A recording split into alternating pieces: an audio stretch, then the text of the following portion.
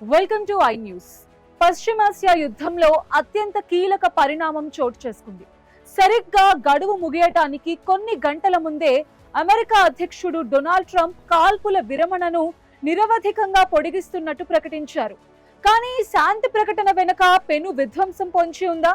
ఒకవైపు చర్చలు అంటూనే మరోవైపు ఇరాన్ నౌకలను అమెరికా నేవీ స్వాధీనం చేసుకోవడానికి దేనికి సంకేతం? లక్షల బాంబులు పేల్తాయి అని హెచ్చరించిన ట్రంప్ ఇప్పుడు ఎందుకు మెత్తబడ్డారు?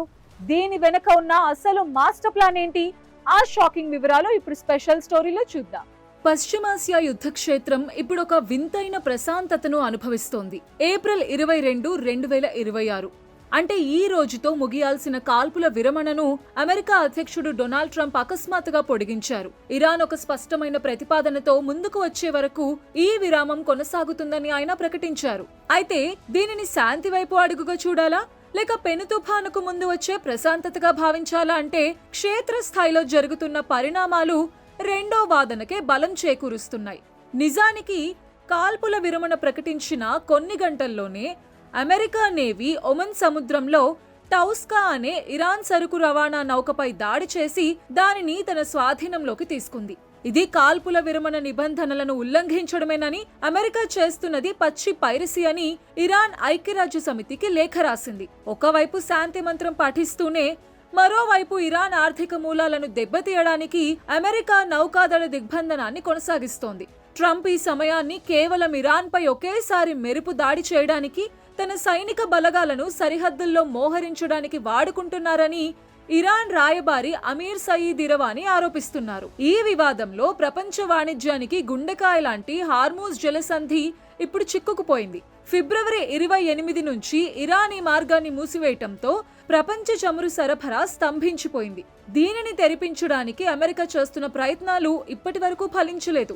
పైగా ఇరాన్ ఒక అడుగు ముందుకు వేసి ఒకవేళ అమెరికా దాడులకు దిగితే మధ్యప్రాచ్యంలోని చమురు పరిశ్రమనే నాశనం చేస్తామని హెచ్చరించింది. మా పొరుగు దేశాలు తమ స్థావరాలను అమెరికాకు ఇస్తే ఇక ఈ ప్రాంతంలో చమురు ఉత్పత్తికి పండగే అంటూ ఐఆర్జీసీ కమాండర్ మాజిద్ మౌసవి చేసిన వ్యాఖ్యలు గల్ఫ్ దేశాలను వణికిస్తున్నాయి.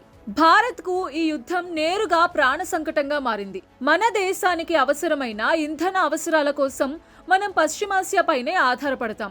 రక్షణ మంత్రి రాజ్నాథ్ సింగ్ తాజాగా జర్మనీ పర్యటనలో మాట్లాడుతూ హార్మూజ్ జలసంధిలో అడ్డంకులు భారత్ భద్రతకు, ఆర్థిక వ్యవస్థకు పెను ముప్పు అని స్పష్టం చేశారు. ఒకవేళ ఇక్కడ సరఫరా ఆగిపోతే భారత్ లో పెట్రోల్, డీజిల్ ధరలు ఆకాశాన్ని తాకడమే కాకుండా నిత్యావసరాల ధరలు కూడా నియంత్రణ తప్పుతాయి.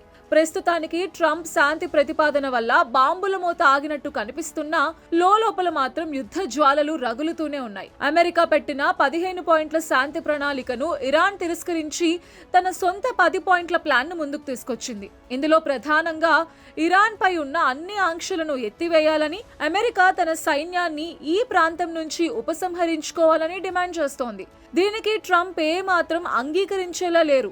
మరి ఈ కాల్పుల విరమణ గడువులోగా ఏదైనా ఒప్పందం కుదురుతుందా, లేక ట్రంప్ హెచ్చరించినట్టుగా లక్షల బాంబులు ఇరాన్ పై విరుచుకుపడతాయా అనేది చూడాలి.